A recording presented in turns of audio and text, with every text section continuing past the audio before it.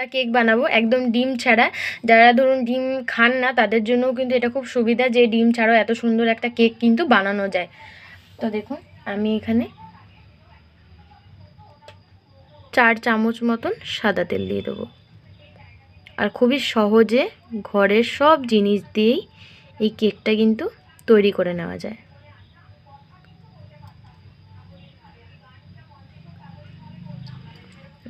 চার চামচ সাদা তেল নিয়ে নিয়েছি। এবার আমি এর মধ্যে নিয়ে নেব একদম কমলা লেবুর রস। একদম একটা গোটা কমলা লেবুকে আমি ভালো করে রস করে নিয়েছি। আর এটা এর মধ্যে দিয়ে দেবো। একদম একটা গোটা কমলা লেবুর রস দিয়ে দিয়েছি। আর এর মধ্যে দিয়ে দেবো পরিমাপ মতন চিনির গুঁড়ো।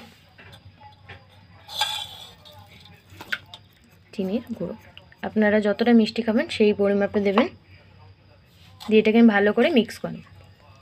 ভালো করে আমরা এটাকে একদম গুলিয়ে নিয়েছি। এবার আমি দিয়ে দেবো এখানে খুবই অল্প পরিমাণে সুজি। আপনারা কিন্তু বেশি বানালে পরিমাণটা একটু বাড়িয়ে দেবেন। এটাকেও ভালো করে মিক্স করে নেবো। দিয়ে ভালো করে একটু মিশিয়ে নিয়েছি। এবার আমি দিয়ে দেবো একদম অল্প পরিমাণে ময়দা দিয়ে দিয়েছি। আর আমি দিয়ে দেবো এখানে একটু কালার হওয়ার জন্য কফি। আমি কিন্তু এখানে কোনো এক্সট্রা ফুড কালার ইউজ করছি না। আমি 2 চামচ মতো কফি দিয়ে দিয়েছি। দিয়ে এটা দিয়েও ভালো করে আমি মিক্স করে নেব। একদম মিক্স করে নিয়েছি। এবার আমি দিয়ে দেবো এখানে 1 চামচ বেকিং পাউডার আর 1 চামচ। আর দিয়ে দেবো একদম অল্প একটুখানি সামান্য পরিমাণে, দেখুন একদম সামান্য পরিমাণে বেকিং সোডা দিয়ে সবটা মিক্স করে নিয়েছি। এবার এটাকে আমি মিনিমাম 10 থেকে 15 মিনিট একটু রেস্টে রেখে দেবো। যেহেতু লিকুইড আছে সেখানে কিন্তু সুজিতে একটু জল টানবে। সেই সুজির জলটা টেনে গেলে এই টেক্সচারটা কিন্তু একটু গাঢ় হয়ে যাবে। সেই জন্য আমি এটাকে 15 মিনিট মতন একটু রেস্টে রেখে দেবো। আমাদের এটা দেখুন কত সুন্দর একদম ফুলে একদম গাঢ় হয়ে গেছে, ঠিক যতটা গাঢ় আমাদের দরকার। তো দেখুন কত সুন্দরভাবে ফুলেও উঠেছে আর সুজিতে একদম ঠিকঠাক সুন্দর জলটাও টেনে নিয়েছে। আর দেখুন কফিগুলো কি সুন্দর একটা কালার আনছে ওপর থেকে। এবার এটাকে আমি এর মধ্যে নামিয়ে দেব। তো আপনারা চাইলে নিচে বাটার পেপার দিতে পারেন, আমি দিইনি, দরকার পড়ে না। আর এখান থেকে কিন্তু অল্প একটু ভালো করে সাদা তেল মাখিয়ে নিয়েছি। তো এটাকে আমি এর মধ্যে ঢেলে দেবো। আর আমি উপর থেকে দিয়ে দেবো চীনাবাদাম। তো আপনাদের বাড়িতে যেরকম ধরনের ড্রাই ফ্রুট আছে আপনারা কিন্তু সব কিছু ইউজ করতে পারেন, যার যেটা পছন্দ। তা আজকে আমি এটা শুধুই চীনাবাদাম দিয়ে বানাবো। এটাও কিন্তু খেতে খুব ভালো লাগে। এটা কিন্তু কাঁচা বাদাম না, হালকা একটুখানি শুকনো খোলায় ভাজা। তো এটা আমি দিয়ে দেবো, দিয়ে হালকা একটু নাড়িয়ে দেবো, খুব বেশি না। দেখুন এটা কিন্তু যখন কেকটা খাবেন তখন কিন্তু মুখে পড়বে আর বেশ ভালো লাগবে। আর আমি ওপরেও সুন্দর করে চীনাবাদাম একটু ডেকোরেশন করব, সেটা কিন্তু এখন নয়, একদম যখন এটা হাফ হয়ে যাবে ঠিক তখন।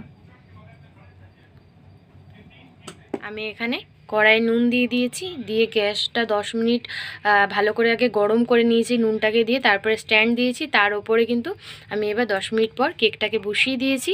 আর এটাকে ঢেকে মিনিমাম আমি 40 মিনিটের মতন ভালো করে মিডিয়াম টু লো ফ্লেমে বেক করে নেব।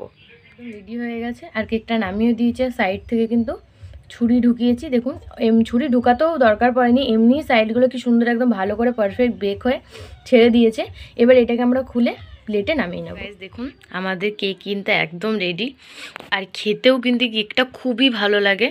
আর অবশ্যই কিন্তু এরকম খুবই সহজ পদ্ধতিতে বাড়িতেও কিন্তু আপনারা এরকম একটা সুন্দর কেক বানিয়ে নিতে পারেন। আর আমাকে কিন্তু এরকম কেক বানিয়ে খেয়ে অবশ্যই জানাবেন, একদম ডিম ছাড়া, যে আপনাদের কীরকম লেগেছে। তো দেখুন আমি আস্তে আস্তে কেকগুলোকে একদম পিস পিস করে তুলে নিয়েছি। দেখুন কত সুন্দর হয়েছে কেকগুলো, আর কতটা সফট হয়েছে দেখতে পাচ্ছেন। দেখুন সাইডগুলো একদম পারফেক্ট বেক হয়ে গেছে আর কতটা স্পঞ্জি হয়েছে। দেখুন সবাই কিন্তু এই কেকটাকে খুব সহজেই খেতে পারবে।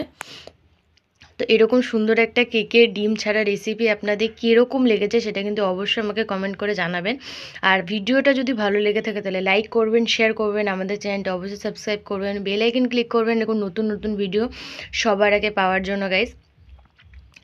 আর এরকম কেক কিন্তু অনেকে অনেক রকম কেক বানায়, তো কিন্তু বাড়ির সব জিনিস দিয়ে খুবই সহজ পদ্ধতিতে এরকম কেক অবশ্যই বানিয়ে নেবেন আর খেয়ে জানাবেন কীরকম লেগেছে। আজকের জন্য এতটুকুই, আবার দেখা হবে পরের সপ্তাহে।